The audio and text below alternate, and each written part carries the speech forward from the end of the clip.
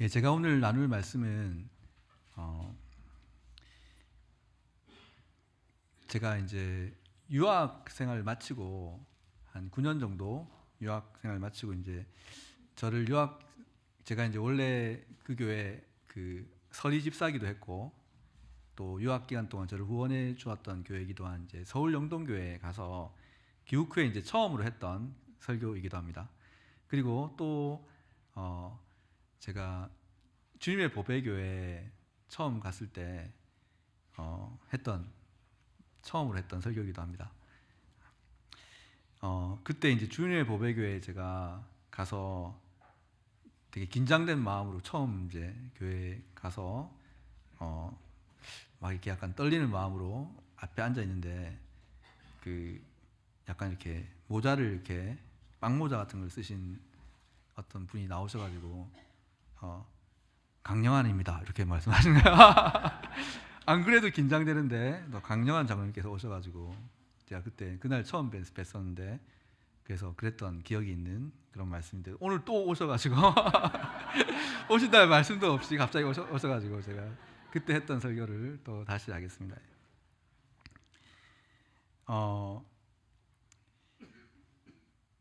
근데 참 이게 하나님의 은혜에 대해서 말할 때는 제가 뭐 여러 번 했던 설교이긴 하지만 항상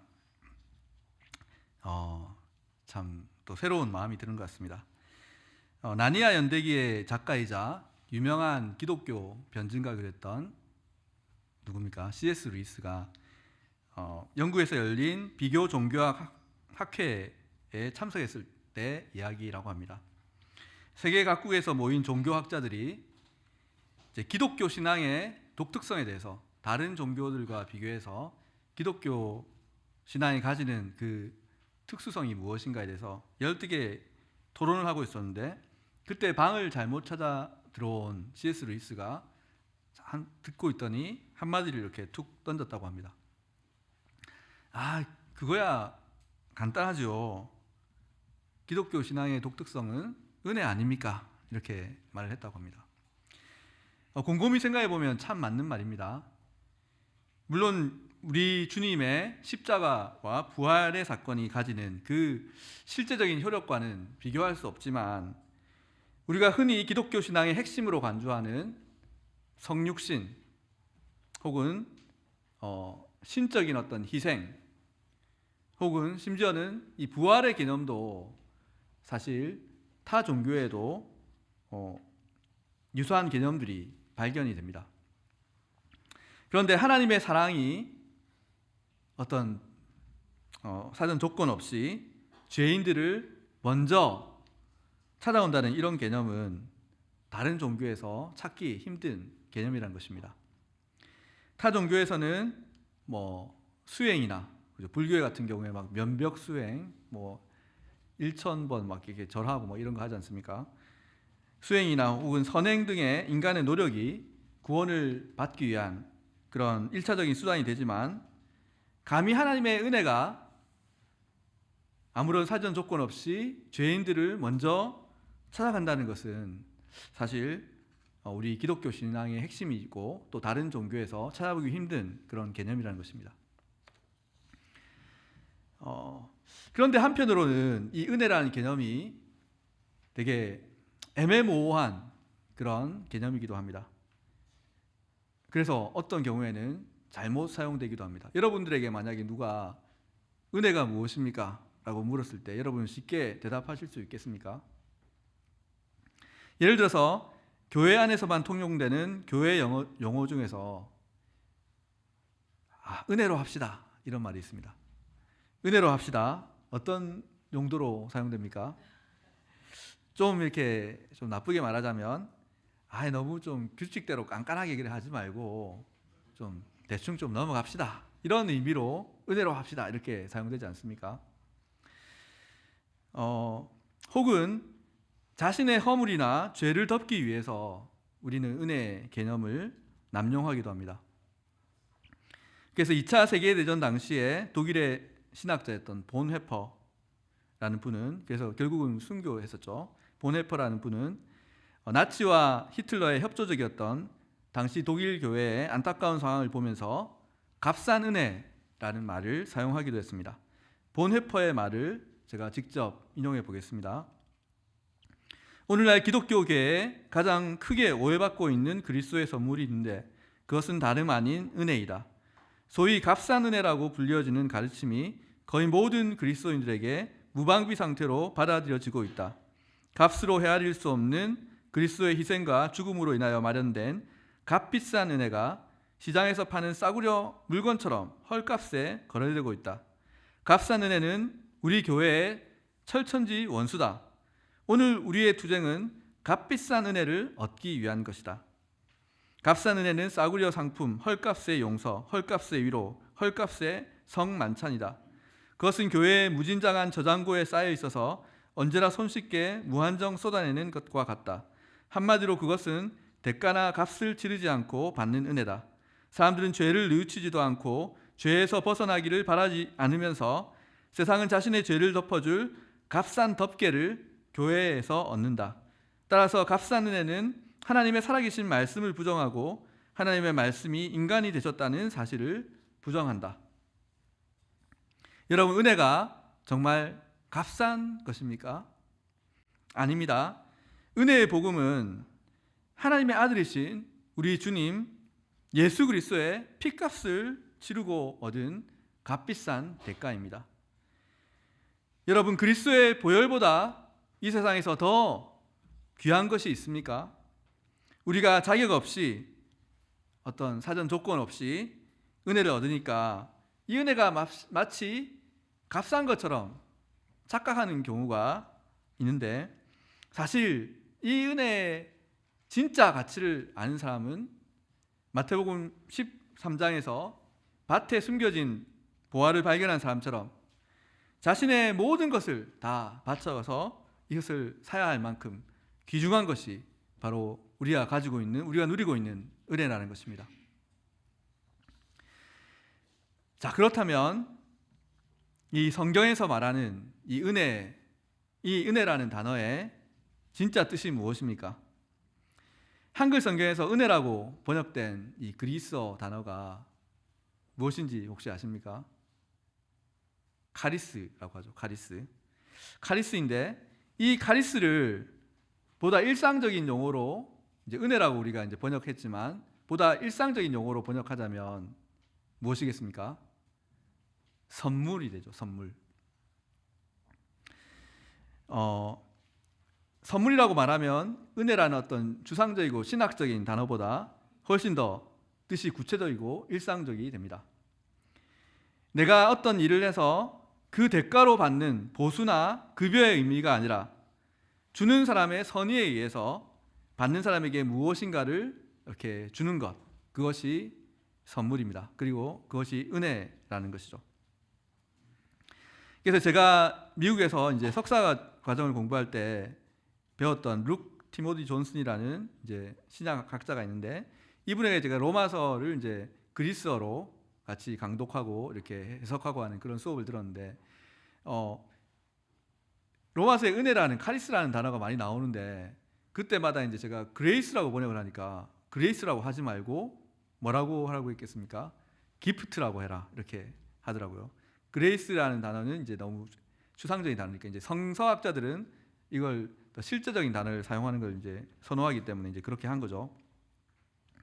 자, 그래서 여러분 은혜가 무엇이냐고 여러분이 물으신다면 가장 간단하게 대답할 수 있는 방법은 은혜는 선물이다. 이제 이렇게 답할 수가 있겠죠. 그래서 그런지 제가 이제 저의 어떤 그 선생님이죠. 제가 제 지도 교수님이었던 영국 더럼 대학교의 존 바클레이 교수님이라는 분이 계십니다. 이분이 2015년도에 쓰신 책의 이름이 이분은 이제 바울 신학자고 바울의 은혜의 개념에 대해서 이제 중요한 책을 쓰셨는데 이분이 쓰신 책의 제목이 Paul and the Gift, 바울과 선물이라는 책을 쓰셨어요. 이 책이 되게 이제 중요한 책으로 바울 신학의 어떤 판도를 바꿨다라는 평가를 들을 만큼 되게 중요한 책이 되었는데, 자, 이 책의 제목도 그죠? Paul and the Grace가 아니라 Paul and the Gift라고 이제 정했다는 것이죠.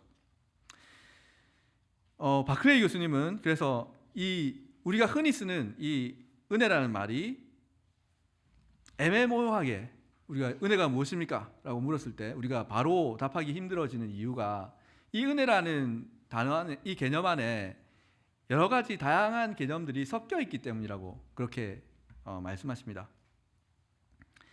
이 우리가 은혜라고 이렇게 말할 때는 이제 주로 어떤 은혜의 어떤 한 면을 되게 강조해서 이제 쓰는 경우가 있는데, 자, 이 은혜에 섞여 있는 혼재되어 있는 이 개념을 6가지의 개념을 가지고 이제 설명을 하세요.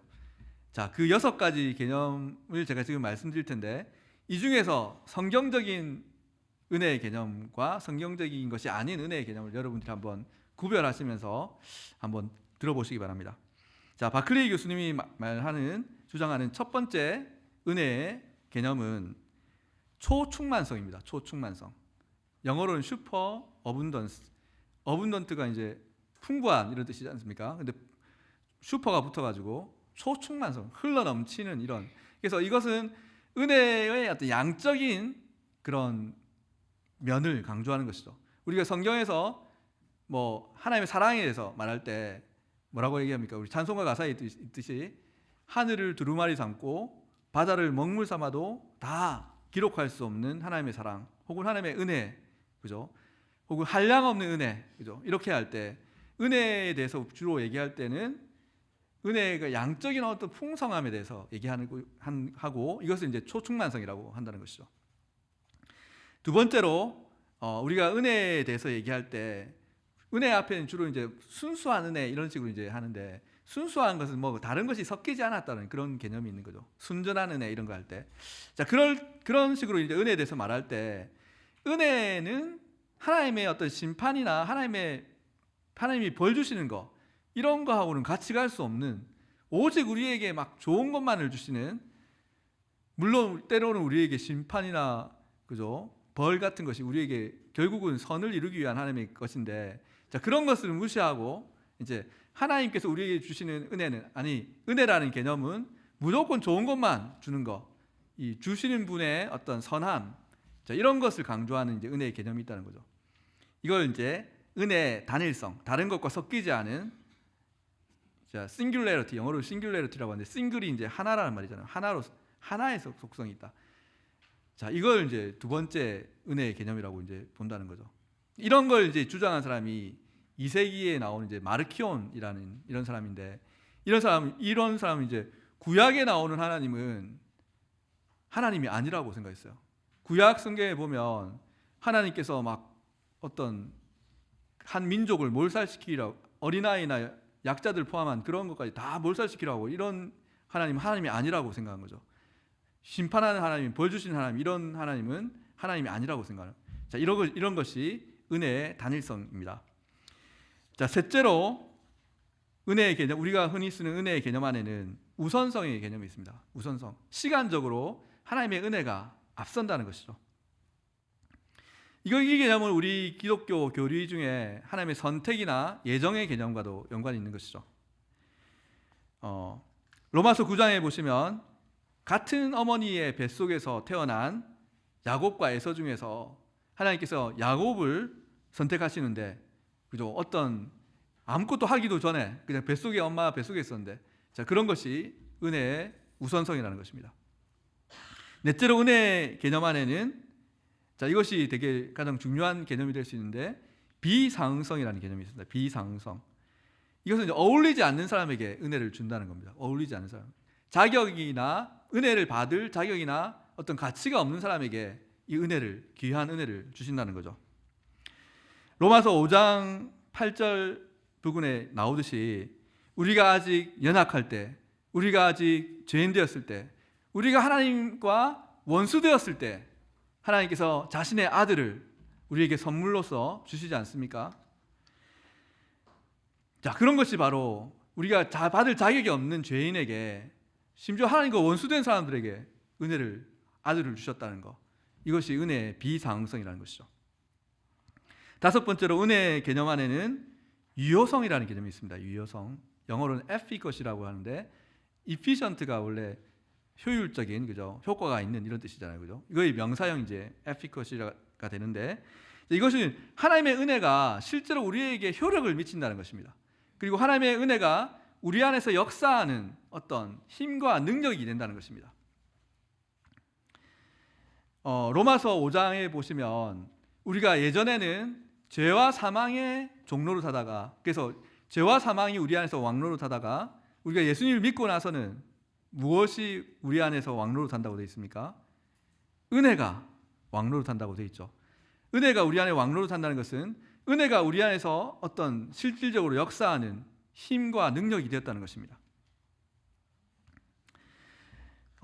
마지막으로 6번째 은혜의 의미 안에는 비순환성이라는 개념이 있습니다. 비순환성. 비순환성이라는 것은 은혜는 일방적으로 한쪽으로만 주어진다는 거죠. 은혜를 베푸는 사람이 은혜를 받는 사람에게 어떤 대가를 바라고 베푸는 것이 아니라 그냥 일방적으로 선물로 그렇게 주는 것, 이것이 이제 은혜 개념 안에 있다. 비순환성. 자, 방금 제가 6가지 은혜의 어떤 개념에 대해서 말씀드렸는데, 이 중에서 성경적인 은혜의 개념이 아닌 것이 2개가 섞여 있다고 이제 바클레이 교수님이 주장하십니다. 그리고 저도 이제 거기에 동의하고, 여러분 이 6가지 은혜의 개념 중에 무엇이 성경적인 은혜의 개념이 아닌 것 같습니까? 너무 이렇게 강의를 듣는 것 같습니까? 예. 예? 2번째 맞습니다. 단일성. 단일성. 하나님은 그죠? 사랑의 하나님이시기도 하지만 공의의 하나님, 그죠? 심판을 하시는 하나님이시기도 하지 않습니까? 2번째 단일성은 우리 연세에 있으신 또 분께서 너무 또 이렇게 정답을 말씀해 주셔서 감사합니다. 자, 또 한 가지 뭐가 있을까요?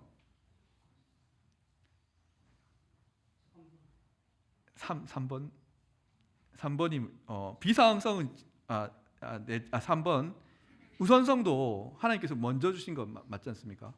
자, 4번째가 비순환성.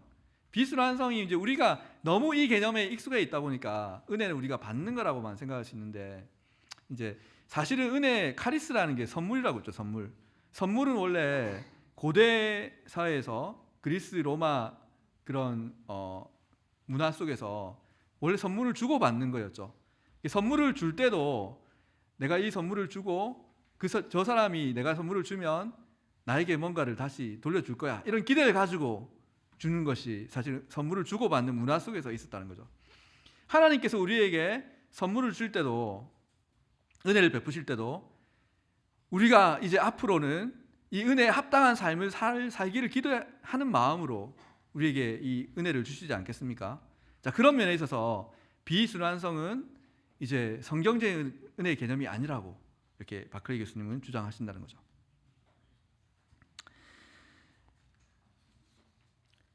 자, 그래서 이제 그 비순환성과 연관해 보면 앞서 말씀드렸던 보네퍼의 값싼 은혜의 개념이 잘못됐다는 것이죠. 왜냐하면 은혜를 받은 우리는 감사의 표시로 우리의 전생애를 통해서 이 하나님께로부터 받은 이 은혜를 갚기 위해서 우리가 살아가야 되니까요. 자, 어쨌든 방금 말씀드렸던 저 은혜의 개념들 중에서 이제 또 가장 중요한 것은 어떻게 보면 다 중요한데 비상성, 그죠? 우리가 받을 자격이 없지만 하나님께서 우리에게 은혜를 주셨다는 거, 이게 되게 또 중요한 은혜의 개념이 되겠습니다. 자, 그러면 이 은혜의 개념을 염두에 두고 우리가 읽었던 이 본문에 대해서 한번 생각해 보겠습니다. 자, 우리가 받은 하나님의 은혜에는 그러면 과연 어떤 것들이 있을까요? 첫째로 우리가 읽었던 에베소서 2장 1절부터 10절에 아주 잘 나타나 있듯이 우리가 하나님께로부터 받은 선물에는 무엇이 있습니까? 우리의 구원이 있습니다. 구원. 한마디로 하나님께서 죽었던 우리를 다시 살려주셨다는 것입니다. 여러분 혹시 죽었다가 다시 살아나 보신 분 계십니까? 없으시겠죠? 그러면 거의 죽을 뻔했다가 다시 살아나 보신 분 계십니까? 자, 그런 분은 얼마나 이 본인의 그 생명에 대해서 감사한 마음이 있겠습니까? 오늘 본문에 보시면 그런데 우리는 모두 죽었다가 다시 살아난 사람들입니다. 자, 1절은 이렇게 말하고 있습니다. 그는 허물과 죄로 죽었던 너희를 살리셨도다. 죽었던 너희를 살리셨도다. 5절에 보시면 우리가 은혜로 구원을 얻었다라고 되어 있고, 그것이 다시 8절에서 반복되고 있습니다. 우리가 하나님의 은혜로 죽었다가 다시 살아났는데, 구원을 얻었는데, 이것이 우리에게서 난 것이 아니라 하나님의 선물이라는 것입니다. 자, 그런데 에베소서 2장 1절부터 10절에 보시면 제가 방금 설명드렸던 이 다양한 은혜의 개념들이 잘 나타나 있습니다. 먼저 4절과 7절에 보시면 긍휼이 풍성하신 하나님, 은혜의 지극히 풍성함. 자, 이런 표현들은 은혜의 어떤 개념입니까? 초충만성이죠. 초충만성을 표현하고 있죠. 자, 그리고 은혜의 비사응성과 우선성도 잘 나타나 있는데요. 여러분, 이 본문에서 하나님의 은혜가 언제 임했다라고 되어 있습니까? 허물과 죄로 우리가 죽어 있을 때 임했었다고 되어 있습니다. 우리가 자격이 있었을 때 하나님의 은혜가 우리의 구원이 임했다라고 되어 있습니까? 아니죠. 우리가 이 세상의 풍조를 따라 살고 공중의 권세 잡은 자 마귀를 따라 살고 불순종의 자식들 가운데서 작용하는 영을 따라 살았을 때, 육신의 정욕대로 살았을 때, 육신과 마음이 원하는 대로 행했을 때, 진노의 자식이었을 때 하나님의 은혜가 먼저 임했다라고 되어 있습니다. 여러분은 언제 구원을 받으셨습니까? 여러분이 무슨 자격이 있어서 구원을 받았습니까? 자격이 있어서 받는 것은 은혜의 구원이 아니죠. 그래서 오늘 우리가 찬송가 불렀던, 그죠? 나 같은 죄인 살리신, 그죠? Amazing Grace의 작시자였던 존 뉴턴은 원래 뭐 하던 사람이었습니까? 노예선의 선장이었지 않습니까? 자격이 없는 사람이 받으니까 그만큼 하나님의 은혜가 더 크게 느껴지는 것입니다. 여러분은 구원받을 만한 그런 자격이 있었던 사람이었습니까? 확실히 말할 수 있는 것은 저는 확실히 그런 사람이 아니었다는 것입니다. 아니, 저는 지금도 구원받을 만한 자격이 전혀 없는 사람입니다. 그래서 저에게는 이 하나님의 은혜가 감격적입니다. 이것이 바로 은혜의 비사응성과 우선성입니다. 그런데 여러분, 하나님께서 왜 우리에게 이 귀한 구원의 선물을 주셨습니까? 아무것도 기대하지 않고 그냥 던져주시듯이 그렇게 주셨습니까? 10절에 보시면 우리는 하나님이 만드신 것, 이제 이걸 그리스어로 이제 포이에마라고 하는데, 어떻게 보면 하나님께서 손수 만드신 어떤 작품과 같은 것이죠. 우리가 어떤 작품인가 하면 선한 일을 위해서 지으심을 받은 자라고 되어 있습니다. 하나님께서 우리를 지으시고 죽었던 우리를 다시 살려주신 것은 우리가 선한 일을 하면서 살아라고, 그렇게 우리에게 구원의 선물을 주셨다는 것입니다. 다시 한번 말씀드리지만 하나님의 은혜는 값싼 은혜가 아닙니다. 이 은혜는 이미 그리스도의 십자가에서의 이 죽음이라는, 그리스도의 죽음이라는 엄청난 대가를 지불한 것이기도 하지만, 이제 이 은혜를 받은 우리의 헌신도 필요로 하는 것입니다. 이것이 은혜의 비순환성이 아니라 은혜의 순환성이 되는 것이죠. 제가 신대원 입시를 앞두고 열심히 성경 암송 구절들을 이렇게 외우던 시절이 있었습니다. 신대원 입시가 12월 초에 있죠. 12월 초. 근데 제가 회사를 그만둔 게 11월 달에 그만뒀어요. 그러니까 이 시험을 집중적으로 공부하기 위해 한 달이 있었던 거죠. 근데 제가 합격까지 내면서 신대원은 이제 들어가겠다고 했는데 시험에 떨어지면 얼마나 참 그렇겠습니까? 그래서 남은 한 달 동안에 엄청 열심히 공부를 했어요. 그래서 그 신대원에서 성경 암송 구절을 몇백 구절을 이렇게 미리 알려줘요. 그럼 그 구절을 막 외워가지고 그 안에서 뭐 암송도 하고 또 뭐 가로역기 같은 것도 하고 이렇게 이제 문제가 나옵니다. 성경 시험을 치러야 되니까. 그래서 이제 그걸 막 몇백 구절을 이제 한 달 만에 제가 다 외우려고 하니까 여러분 한 몇백 구절 한 달 만에 한번 잘 안 외워지잖아요, 그죠? 제가 30대 중반에 이제 신대원에 갔으니까. 그래서 이제 그 주일날 이제 다음 날이 이제 신대원 입시가 있는 날이었어요. 마지막 주일이었죠. 그래서 제가 주일날 예배를 드리기 위해서 저 강변북로를 타고 이제 교회로 이제 가고 있었어요. 교회로 가고 있고 제가 운전을 하고, 근데 이 시간도 너무 아까운 거죠. 빨리 성경 구절을 빨리 하나라도 더 외워야 되니까. 그래서 제 아내가 제 오른편에 이제 앉아 있고 운전석에 조수석에 앉아 있고, 제 아내가 이제 뭐 창세기 1장 1절 이러면 제가 태초에 하나님이 천지를 창조하시니라 이렇게 또 몇 장 하면 다닥닥닥 이렇게 막 외우면서 갔었어요, 운전을 하면서.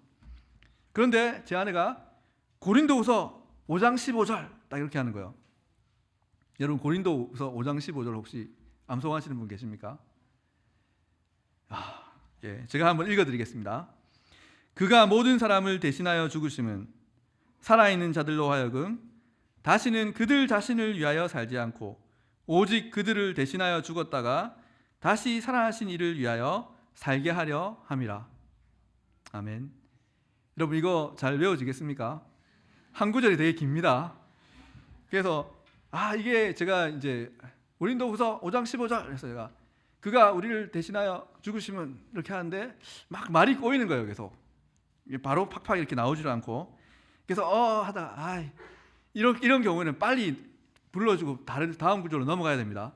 그래서 그럼 빨리 불러줘 이렇게 했어요. 빨리 하고 이제 다른 구절 따위 넘어가야 되니까 불러줘 하는데 제 아내가 빨리 말을 안 하는 거예요. 그래서 지금 마음이 급해 죽겠는데 운전하는 왜? 딱 옆을 실컷 쳐다봤어요. 쳐다보니까 제 아내가 옆에서 눈물을 훌쩍훌쩍 이렇게 닦으면서 훌쩍 울고 있는 것이었어요. 너무 좀 황당하잖아요. 지금 빨리 다음 구절 넘어가야 되는데 갑자기 울고 그러지 이러면서. 그래서 제가 물었어요.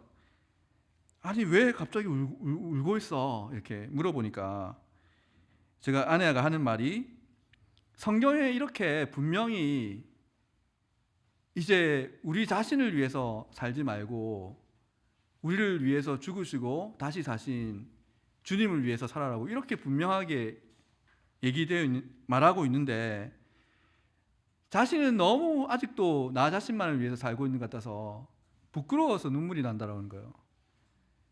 여러분 제가 그 말을 들으니까 얼마나 부끄러웠겠습니까?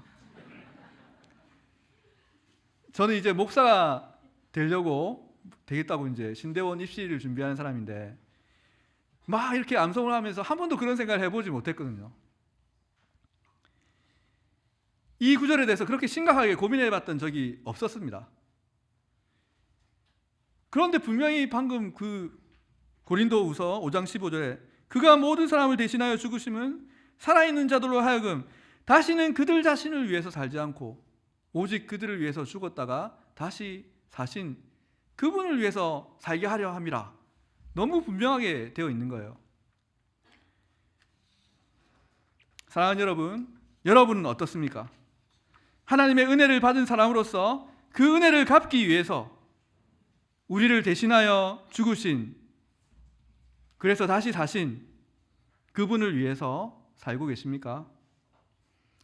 여러분, 하나님의 은혜는 공짜가 아닙니다. 값싼 은혜가 아닙니다. 하나님의 은혜를 받은 우리는 이제 다시는 나 자신만을 위해서 사는 것이 아니라 나를 위해서 죽으시고 다시 사신, 또 그분이 살리신 내 주변의 이웃들을 위해서 이제 살아가야 되는 것입니다. 둘째로, 우리가 받은 하나님의 은혜는 우리가 하고 있는 모든 일 가운데서 역사합니다. 오늘 읽었던 고린도전서 15장 10절에 보시면 나에게 베풀어 주신 하나님의 은혜는 헛되지 않았습니다. 나는 사도들 가운데 어느 누구보다도 더 열심히 일하였습니다. 그러나 이렇게 한 것은 내가 아니라 나와 함께 하신 하나님의 은혜입니다 라고 되어 있습니다. 여러분, 바울은 자신이 사도 가운데서 가장 작은 자이며 하나님의 교회를 핍박했기 때문에 사도라고 불릴 자격도 없다라고 말하면서 은혜의 비사응성, 자격이 없지만 은혜를 받은 비사응성에 대해서 얘기하고 있지만, 사실 한번 생각해 보시면 기독교 역사에 있어서 예수님을 제외하고 바울만큼 많은 업적을 남긴 사람이 있습니까? 바울은 1차에서 3차에 걸친 선교 여행을 통해서 기독교가 이스라엘 밖으로 퍼지는데 아주 큰 공헌을 했습니다. 그래서 어떤 종교학자들은 잘못된 주장이긴 하지만 예수님이 아니라 바울이 기독교의 창시자였다, 이런 식으로 주장을 하는 사람도 있습니다. 그리고 바울은 신약 성경의 절반에 해당하는 13개의 바울 서신을 쓴 사람입니다. 자, 이 정도 업적을 남긴 사람인데 이런 일을 했지만, 자, 그리고 또 자신의 이 선교 복음을 전하는 일을 위해서 엄청난 고생과 수고를 한 사람입니다. 고린도후서 11장 23절부터 27절에 보시면 바울이 선교 활동을 하면서 당했던 그 고생의 목록들이 나오고 있습니다. 그는 수고를 넘치도록 하고 옥에 갇히기도 하고 매도 수없이 맞고 여러 번 죽을 뻔했다라고 적고 있습니다. 유대인들에게 40에서 하나 감한매를 5번 맞았고 3번 태장으로 맞고 1번 돌로 맞고 3번 파선하고 일주야를 깊은 바다에서 지냈으며 강의 위험과 강도의 위험과 종족의 위험과 이방인의 위험과 시내의 위험과 광야의 위험과 바다의 위험과 자지 못하는 고통과 줄이고 목마르고 굶고 춥고 헐벗는 그런 고통을 당했다라고 적고 있습니다. 여러분 중에서 바울처럼 이렇게 고생해 보신 분 계십니까? 물론 우리도 고생을 많이 하죠. 인생이라는 게 사실 쉽지 않지 않습니까? 하지만 우리가 하는 고생들은 사실 대부분 내가 잘 되려는 고생, 혹은 내 가족을 복양하기 위한 그런 고생이지 않습니까? 그런데 바울이 했던 일들, 그리고 수고와 고생은 모두 그리스도의 복음을 위한 수고와 고생이었습니다. 이쯤 되면 바울 선생님이 좀 이렇게 거들먹될 만도 한데, 그런데 바울이 오늘 본문 고린도전서 15장 10절에서 하는 고백은 이렇게 한 것은 내가 한 것이 아니라 무엇이 했다라고 합니까? 하나님의 은혜가 한 것이라고 그렇게 고백하고 있는 것입니다. 이게 그냥 하는 말이 아니라 진짜로 진심으로 하는 말이었습니다. 10절에서 또한 바울은 나에게 베풀어 주신 하나님의 은혜가 헛되지 않았습니다. 헛되지 않았다라고 고백하고 있는데, 자, 하나님의 능력, 하나님의 은혜가 우리 안에서 역사하는 능력이 된다는 것, 하나님의 은혜가 헛되지 않는다는 것, 이게 은혜의 6가지 개념 중에 무엇에 해당합니까? 유효성에 해당하죠. 유효성. 하나님의 은혜가 우리 안에서 역사하는 능력이 된다. 은혜가 끝까지 효력 있게 우리 삶 속에서 역사한다. 자, 이거 유효성에 대해서 얘기했다는 것이죠. 하나님의 은혜가 자신과 함께하지 않았으면 바울이 이 엄청난 일들을 결코 할 수 없었다는 것을 바울은 너무 잘 알고 있었기 때문에 자기가 한 것이 아니라 하나님의 은혜가 한 것이라고 그렇게 고백한다는 것입니다. 여러분은 어떻습니까? 지금 여러분들이 하고 계신 그 일들이 여러분의 힘에 겹지는 않습니까? 여러분들이 지금 하고 계신 일들은 하나님의 영광을 위한 일들입니까? 사랑하는 여러분, 여러분들이 지금 하고 계시는 그러한 일들 가운데, 여러분들의 삶 가운데 하나님의 은혜가 임하시기를 간절히 구하시기 바랍니다.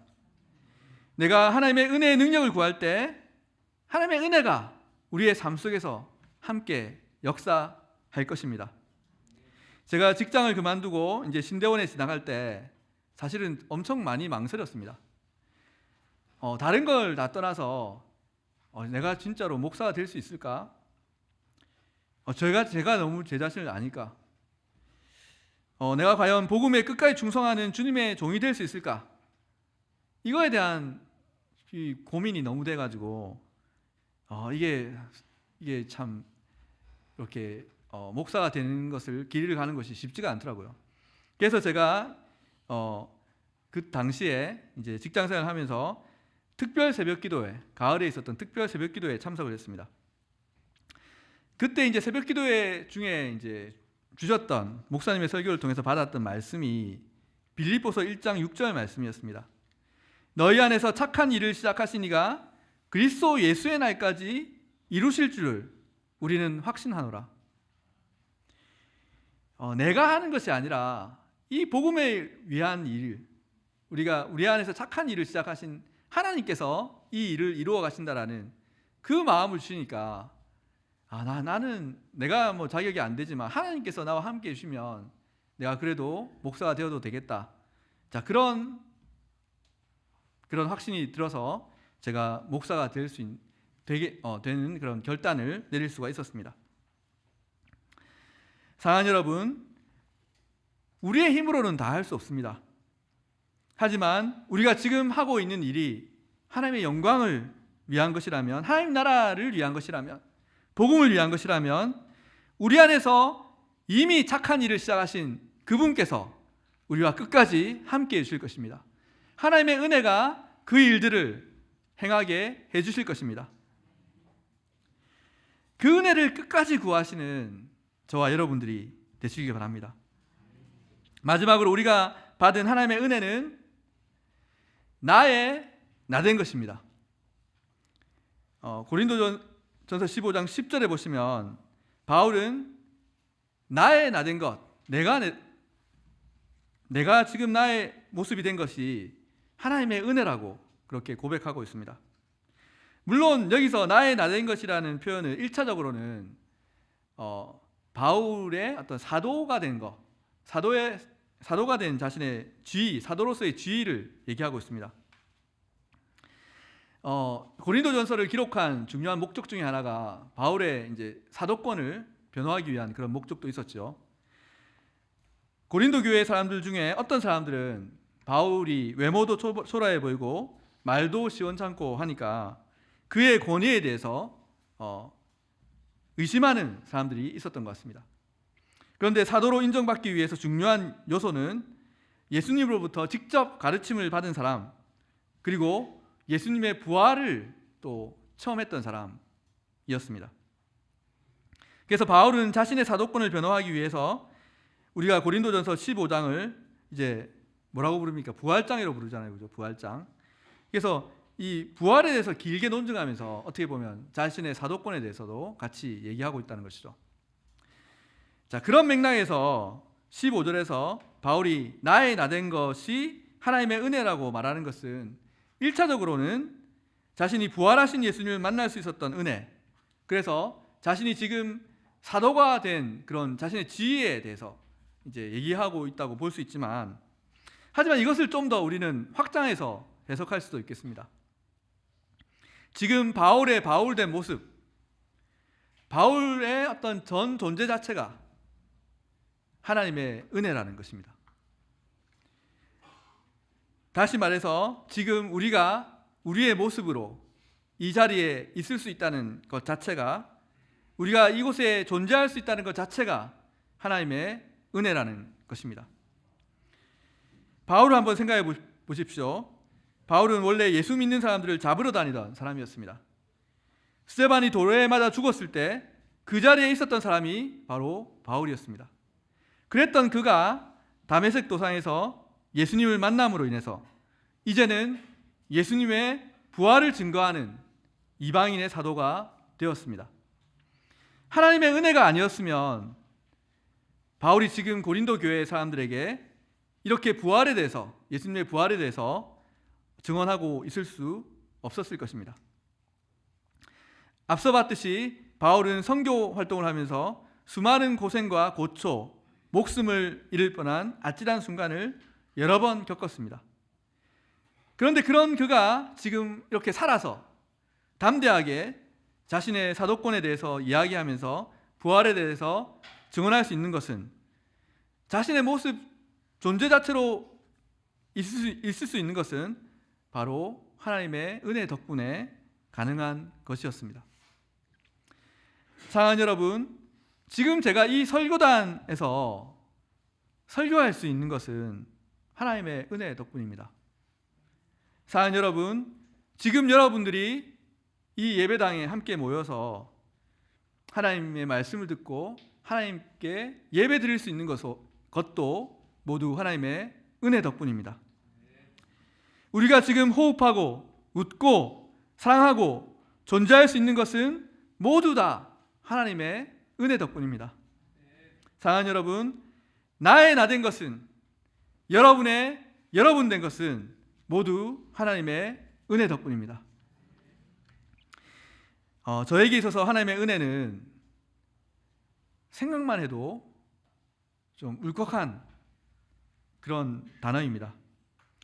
제가 성령의 음성에 아주 민감한 사람이거나 제가 아주 드라마틱한 삶을 살아온 사람이라서가 아니라 그냥 어쨌든 저는 은혜라는 말이 떠오르면 생각하면 뭔가 이렇게 좀 울컥해지는 그런 게 있습니다.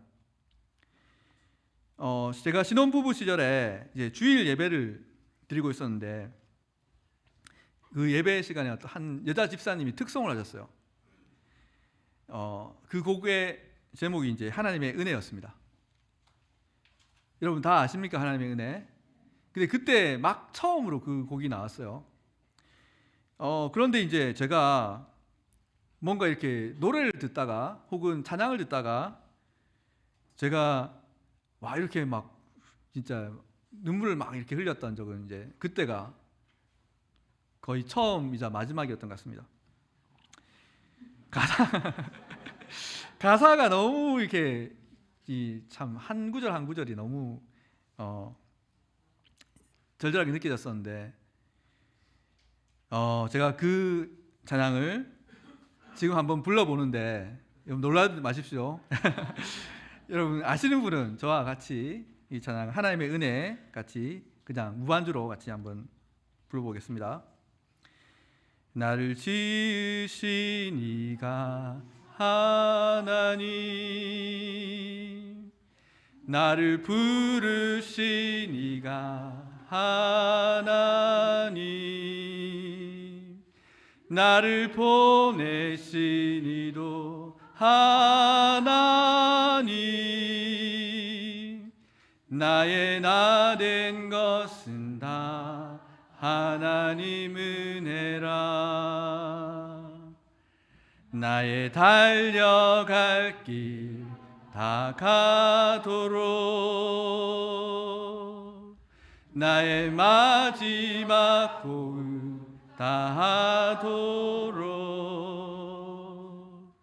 나로 그 십자가 품게 하시리. 나의 나 된 것은 다 하나님 은혜라. 한량 없는 은혜, 갚을 길 없는 은혜, 내 삶을 애워싸는 하나님의 은혜. 나 주저함 없이 이 땅을 밟음도 나를 붙드시는 하나님의 은혜. 아멘입니까? 예. 이 가사를 제가 한 구절 한 구절이 그때 너무 절절하게 느껴져서 그러니까 제 삶 속에서 이렇게 함께 하셨던 하나님의 은혜가 막 이렇게 싹 지나가는 것 같이 느껴져서 처음에는 그냥 눈물이 조금 났었는데 조금씩 이제 좀 훌쩍거리기 시작하더니 이 집사님, 여자 집사님께서 할렐루야 막 이렇게 하는데 막 눈물 콧물이 막 다 나오는 거예요. 그래서 제가 그 자리에서 일어나서 잠시 이렇게 밖으로 나갔어야 될 만큼 그래서 민망할 정도로 그렇게 울었던 그런 기억이 있습니다. 여러분, 저만 그렇습니까? 하나님의 은혜만 생각하면 눈물이 날 사람이 저 한 사람뿐입니까? 주님 안에서 살고 있는 우리들은 누구나 다 그것이 크든지 작든지 간에 하나님과 나만 아는 그 은혜 스토리, 그거 하나 정도는 다 가지고 있지 않습니까? 하나님만이 아시는 나의 죄인된 모습을 한번 생각해 보십시오. 그럼에도 불구하고 하나님께서 나에게 먼저 찾아와 주셔서 자격 없는 나에게 베풀어 주셨던 그 은혜의 스토리를 한번 기억해 보십시오. 어찌 우리가 눈물 없이 하나님의 은혜에 대해서 말할 수 있겠습니까? 이 은혜의 스토리야말로 크로스비 여사의 찬송가 가사에도 나오는 것처럼 하루 종일 나의 구주를 찬양하는 나의 간증이자 나의 노래가 되는 것입니다. This is my story. This is my song. 이것이 나의 간증이요, 이것이 나의 찬송일세. 나 사는 동안 끊임없이 구주를 찬송하리로다.